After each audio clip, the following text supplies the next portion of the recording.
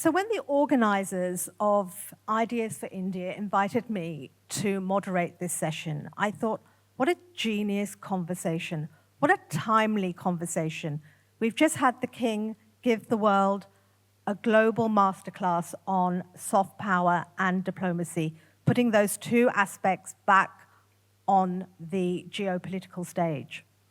And for centuries, India has been influencing the world. The world just hasn't recognized it. We've given the world shampoo, chess. We even helped the Beatles find inner peace.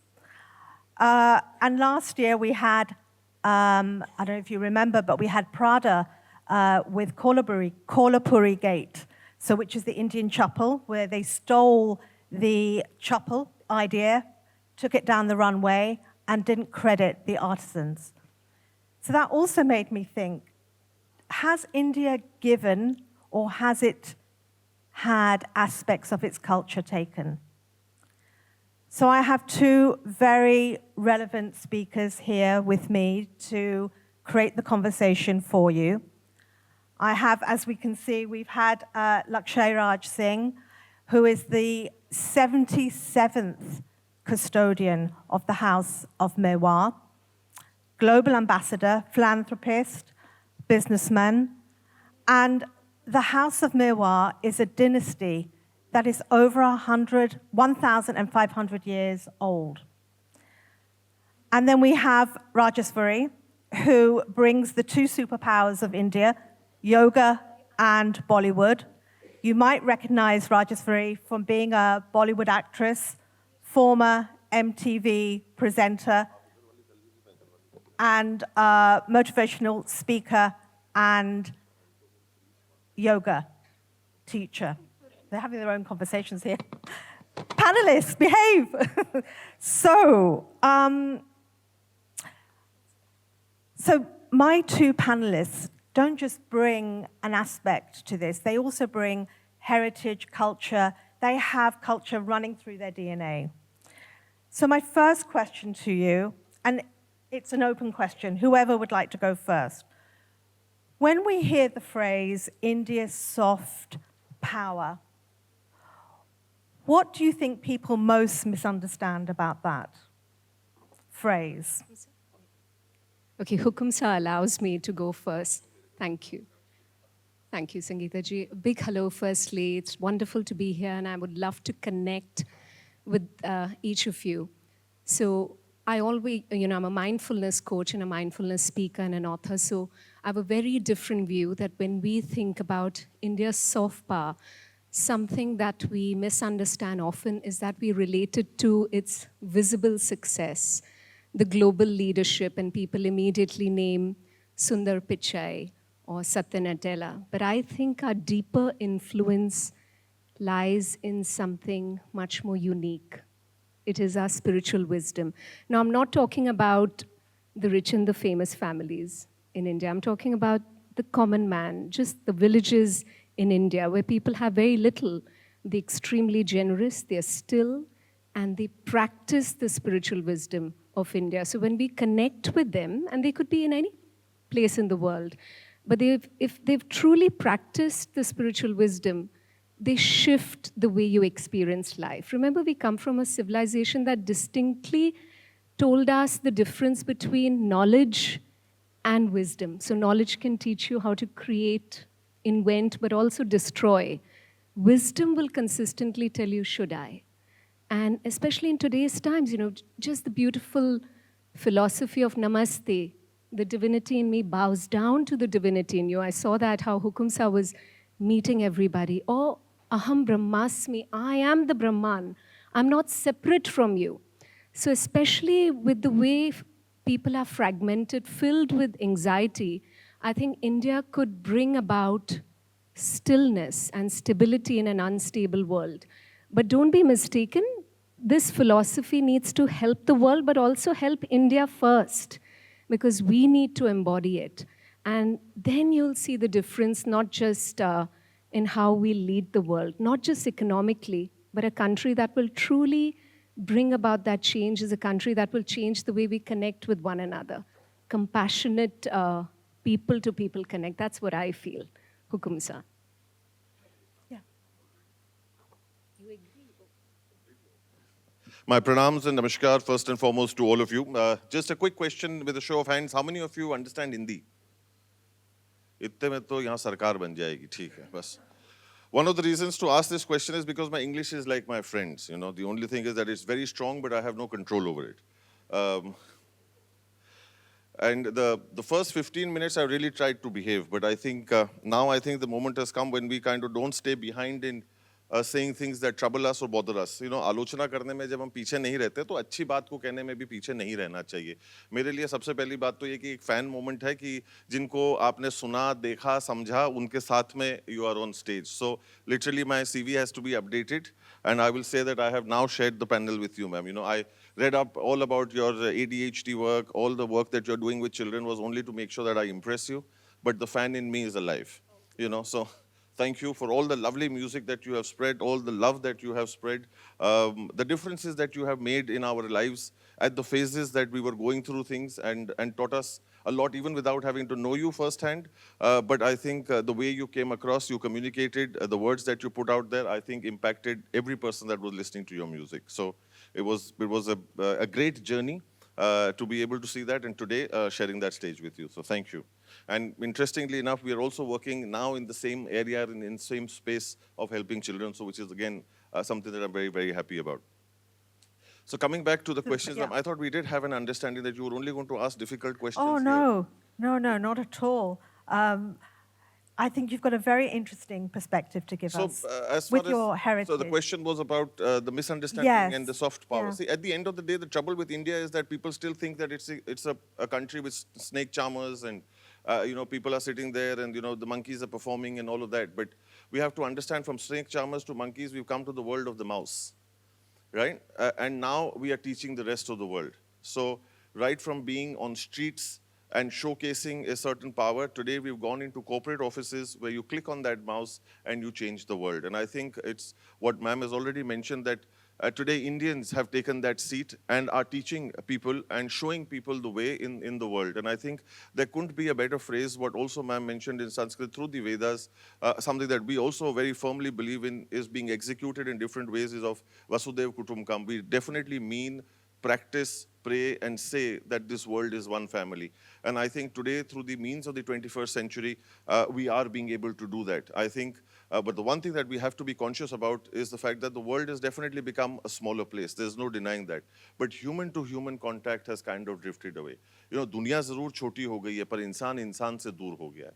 So somewhere we have to be conscious of that soft power too, the intangibility too. Yes, it's great to talk about the fact that the other misunderstandings that I feel sometimes that kind of take over all these thoughts is the fact that, yes, we restrict India's soft power to butter chicken. We restrict India's soft power just to a Bollywood romance, which is somebody kind of there with great ethos background dancing around a tree, which is great. But at the end of the day, that's just not what India is restricted to. I think it has a much deeper meaning. The civilization has been existent for thousands of years. And this is where I say, for my closing line, as far as the misunderstanding of the country or the culture or the civilization is, that India has always said that the idea is never to just go through life, but to grow through life. Hope that answers the question. Beautifully. Actually, you've opened up the next question that I have, which I'd like to come to you first, which is about heritage. And we know heritage no longer lives in palaces or museums. It's through storytelling. It is through film. How do you see heritage contributing to India's modern global image? So first and foremost, what I would really like to pick up on is that one word called story and telling. Yeah. Right? We are not storytellers. First thing that we need to understand, as much as we like to understand the fact, see, sometimes vocabulary and words matter, and that is how they impact us, because that's how we are hearing them and listening to them. And I think somewhere or the other that time and need has arisen where we tweak those things and understand what it actually means. हम लोग कोई कहानी नहीं सुना रहे हैं, हम लोग कोई काल्पनिक चीज को पैदा नहीं कर रहे हैं. We are not here to create something fictional or talk about something which is great, that, you know, you slept at night, you had a wonderful dream, you converted it into a story, and you started to narrate it the next day. No. These are factual journeys of people, incidences that have taken place in reality. So let's understand the fact that these are different from something that is made up to something that is a journey which is truly lived. Now, for example, I say that for Maharana Pratap. Now, that's not a story. It was an individual that existed today in India's history that gave birth to the word freedom, to the word Swatantra. It is just not a fascinating tale. As far as films are concerned, yes, they are a very powerful medium to express a thought process, but it is a great space to be able to tell stories. But it is not a space to be able to talk about things that have taken place in history or in the present to communicate what it really is. And that's why you have documentaries. That's why you have other mediums within films to be able to showcase and put forth your particular point. And if you flip that terminology or thought process of storytelling and say that it was oral tradition or oral education, I could still live with that. You know, a lot of culture and tradition was passed down in Indian families through a lot of teachings were passed down through conversations. It was not just somebody came in and decided to, make up a story, be it recipes, be it culture, be it tradition, be it values, whatever it may be. Your ancestors, your forefathers, your elders in the family, all literally kind of came in and had those deep conversations over a period of time that you kind of absorbed when you were ready to receive. Because the idea with all of this has been that the idea is not to react, the idea is to respond. When you are not being reactive, you will be ready to receive. And when you will be ready to receive, you will be in a scenario to respond. And culture, yes, is something that we are exceptionally proud of. And if people do share it, we couldn't be happier. It's not something that they can take away from us. It is something that was meant, created always to share. Because one of the things that we get lost with heritage and culture is also the intangibility, be it just our language as well. It's also something which is very close to our heart. It's something which is also our culture, which is something that we shouldn't lose. Not just a language which is Hindi, but could be any language from any part of the country that you may come from. Now, those are all cultures that need to stay alive. And this is not a point to prove. I just want to ask you, sorry to interrupt you, do you think that is still happening now in India with the advancement of technology, a very young population? Are they still committed to their culture and to that learning process? So there's an interesting couplet that comes to my mind for that particular question. I hope these two lines will resonate with you and give you some sort of an answer, because philosophy has also been a part of our culture. And I think sometimes what could be said through poetry cannot be said through paragraphs or books. So I certainly feel कि सादगी थी, बंदगी थी, सरलता थी. जब Facebook और WhatsApp न थे, तब जिंदगी थी.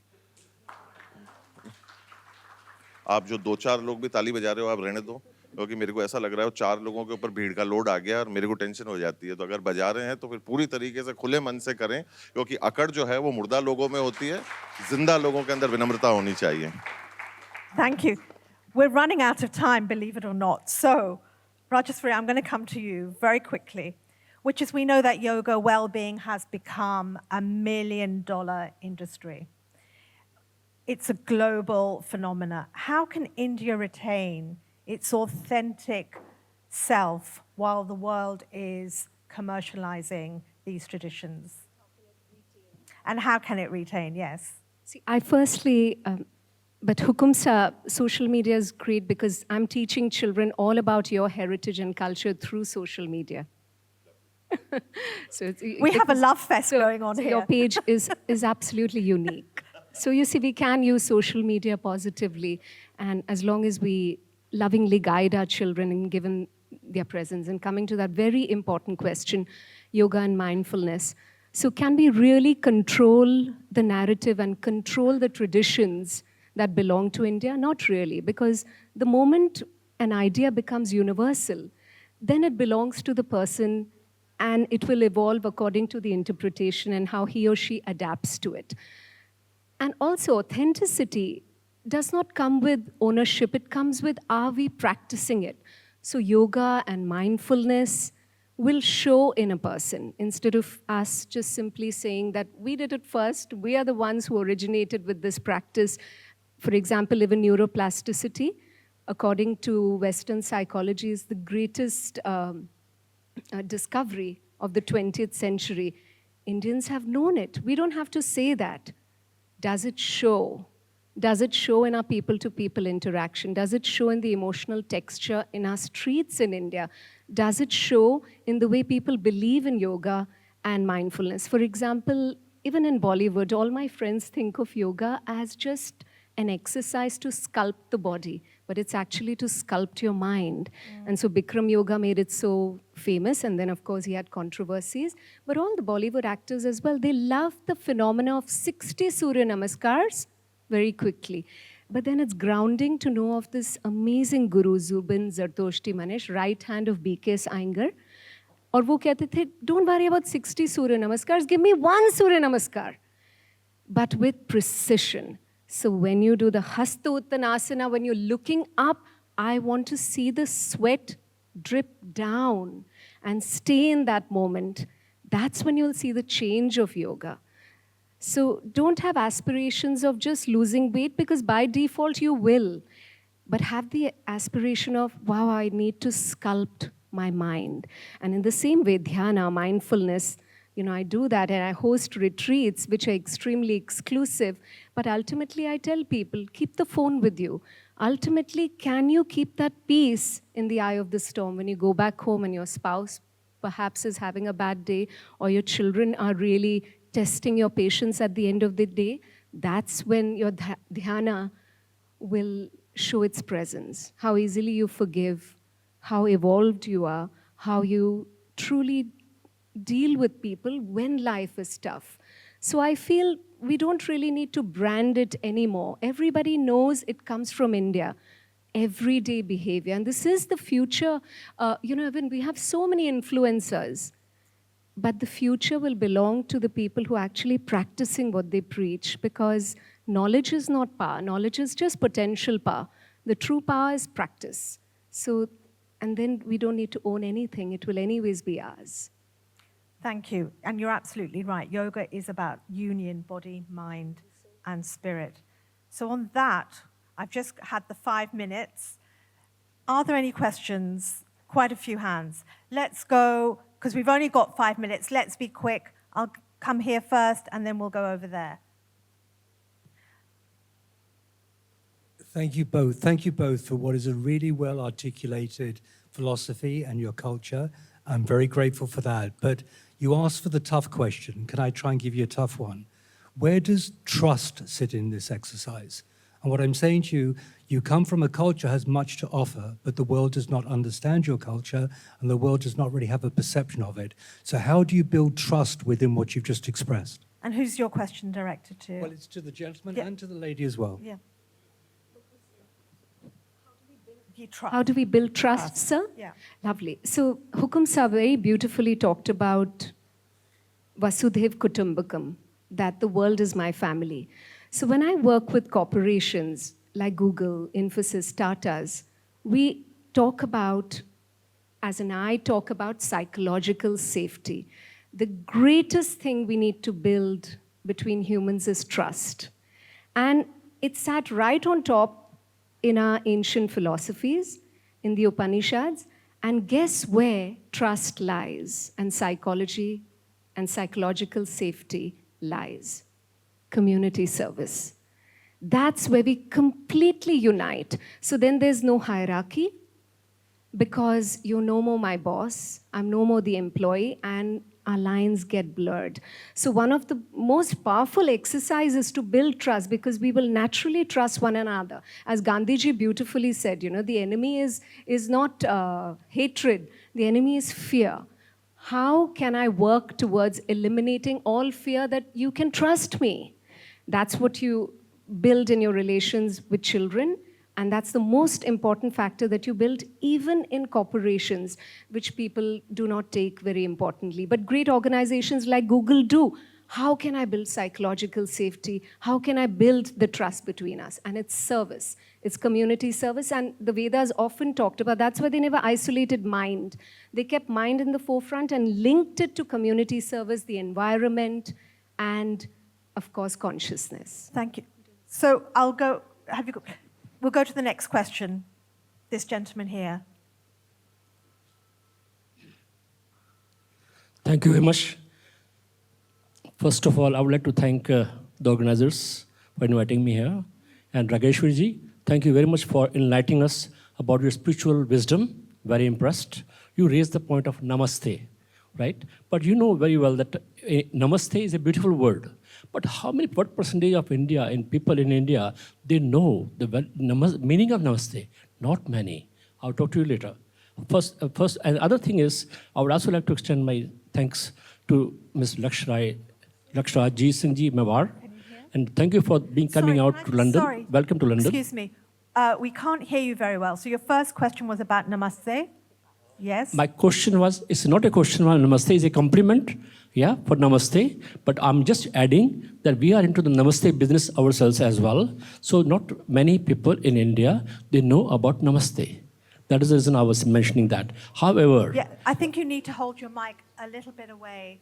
So Closer? Is it okay? No, not closer, away. Okay. Well, look, I think we'll come back to you. Who's the next? Because we've 1 minute. We'll come back. We'll find you in the lunch break. This gentleman here. Last question.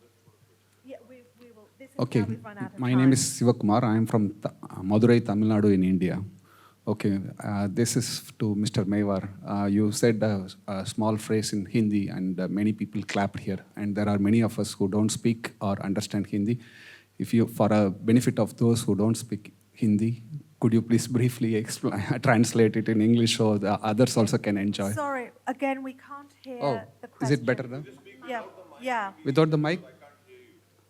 Okay. No, you mentioned something in... Yeah, if you just speak a little loudly, you have a wonderful voice. Okay. I was just saying that you mentioned something, a brief phrase in Hindi, and most people understood and not all of us. Can you please translate so everyone else also understands? And No, so the gist of the matter was that at the end of the day, today talking about technology, as far as we are not slaves to technology, it's all great, you know. There was a time when, I am the person who had the great, so translating that as best as I can, the greatest relationship with books and me was the best. I don't even think the greatest philosophers, doctors had that association with books as much as I did, because I literally kept them on my face and slept. That is how close I was to books.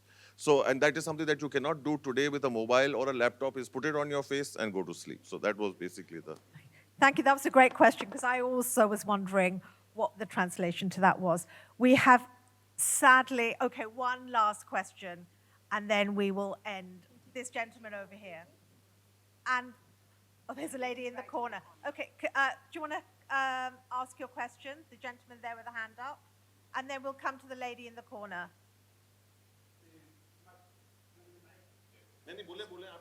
Come.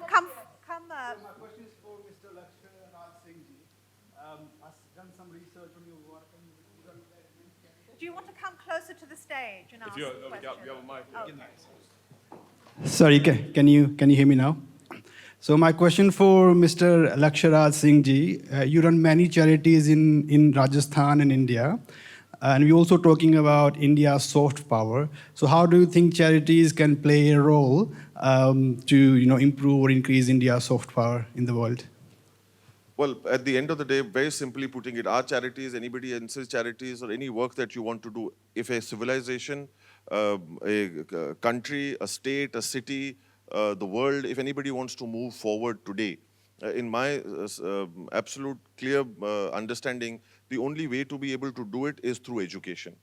Anybody wants to move forward, the way forward today is education. Countries will move forward on education, civilizations will move forward on education. Children today, the upcoming future of this world needs to move forward. So if there is a charity that needs to be done, educate people. You know, at the end of the day, इंसान इस दुनिया की पहली इकाई है. इंसान से घर बनता है, घर से गली बनती है, गली से मोहल्ला बनता है, मोहल्ले से शहर बनता है, शहर से प्रदेश बनता है, प्रदेश से देश बनता है, देश से दुनिया बनती है, और दुनिया बनानी है, शिक्षित करो. Educate the world. Thank you. Last question in the corner. So if you can quickly get a mic to her, and then we'll wrap up. Thank you. That was a very beautiful answer. Yeah. Very quickly. Please make it a short question. Sure, I'll try. So I agree that India has this opportunity to bring spiritual wisdom and bring stability and stillness to the world. I think it's a huge opportunity for India. How do we reconcile that with the pressure to scale, with the hustle culture that's driving innovation and technology, et cetera, across India? How do we? How do we reconcile that opportunity with the hustle culture, with the pressure for folks who are innovating to scale in India? How do we bring those two things together? If you, and it's a free course, if you do the course of Psychology of Happiness with Yale University, there is scientific evidence. Now, we cannot have metrics to how peaceful one is unless we observe their emotional behaviors. But the psychology of happiness says that this desire to hustle and consistently move towards the next penthouse and move towards the next car has been ingrained into you, because it's almost like chasing a moving target. So if you tell the business person, he'll say, that's rubbish. I do want the next penthouse. Talk about inner peace, they still don't have it. They're searching for it, because ultimately ask them and you peel the layers, what do they eventually want? Good health, family time, and good relations. In fact, most of my one-on-one clients are very successful people, but with unfulfilled relations. So in fact, the Indian civilization and the ancient cultures consistently taught you stillness. As Swami Vivekananda said, spend time with yourself.